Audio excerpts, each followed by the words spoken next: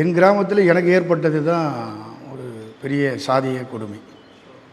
அது வந்து டம்ளர் வந்து 2 டம்ளர் டீ கொடுக்க மாட்டாங்க. அப்போ வந்து எங்கள் கிராமத்தில் நாங்கள் ஜனநாயக வாலிபர் சங்கத்தை தொடங்குகிறோம். எங்கள் தலைவர் இப்போது இங்கே திருவண்ணாமலையில் வீரபத்திரன் எங்களை சந்திக்க வராரு. சந்திக்க வந்தவருக்கு ஒரு மரியாதை நிமித்தமாக டீ வாங்கி கொடுக்கலான்னு சொல்லி அவரை நாங்கள் ரோட்டுக்கு அழைச்சிட்டு வரோம். 2001-2002 அப்போ நாங்கள் டீ வந்து கடையில் நாங்கள் 3 பேர் நின்றுருக்கோம். நான் ஒரு டீ தான் கேட்குறேன். நின்று இருக்குது 3 பேரை, நான் கேட்குறது ஒரு டீ கொடுங்கன்னு தான் கேட்குறேன். தலைவருக்கு மட்டும் கேட்குறேன். அப்படிதான் அர்த்தம். நான் அவ்வளோ தூரம் விளக்க வேண்டியதே இல்லை அது உள்ளார. ஏன்னா லோக்கல் அப்படிங்கிறது எனக்கு அசஸ் பண்ணி தான் கேட்குறேன். பட் அவங்க வந்து அந்த ஒரு டீ கூட இல்லை அப்படின்றாங்க. ஏன் என்னங்க கொடுங்கன்னு சொல்லும்போது பால் சூடு இல்லை. பால் சூடு இல்லைன்னா ஆவி நல்லா பறக்குது, சூடு இல்லைன்னு சொன்னால் எப்படி அப்படின்னு சொல்லி கேட்குறோம். டீ இல்லைப்பா அப்படின்னாங்க. அப்போவே அன்றைக்கி வந்து தொடர் வீரபத்திரன் எங்களை அழைச்சிட்டு வந்துட்டு தெளிவாக ஒரு விஷயத்தை பதிவு பண்ணார். கட்டாயம் இந்த டீ கடையில் தலித்து மக்களுக்கு டீ வைக்கிற ஒரு போராட்டத்தை நிச்சயம் நம்ம நடத்தணும், அது வெற்றிகரமான போராட்டமாக நடத்தி முடிக்கணும் அப்படின்ற மாதிரி சொல்லிட்டு போனாங்க.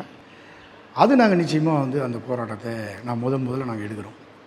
வாலிபர் சங்கத்தில் இருக்கும்போது அந்த இஷ்யூ எடுக்கிறோம்.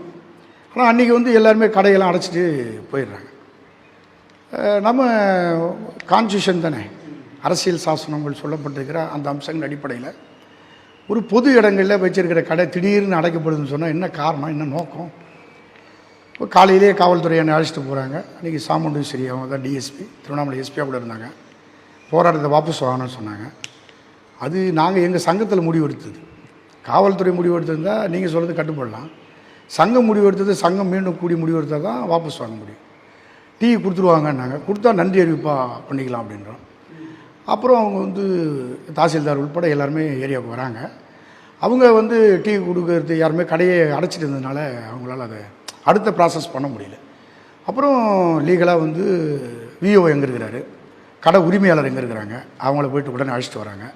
பிறகு கடை திறக்கிறாங்க. கடை திறக்கும்போது அவங்க வந்து ஸ்டவ்வில் எண்ணெய் இல்லை, பால் இல்லை, சர்க்கரை இல்லை. நாங்கள் ஆல்ரெடி ஏற்கனவே போராட்டம் நடத்துகிற அந்த அனுபவத்திலிருந்து ஸ்டவ், எண்ணெய், பால், சர்க்கரை சகலமும் நாங்கள் எடுத்து கொடுக்க வேண்டியதாக போச்சு. பொருள் நாங்கள் கொடுத்தாலும் அப்புறம் அவர் டீ போட்டு கொடுத்தாரு.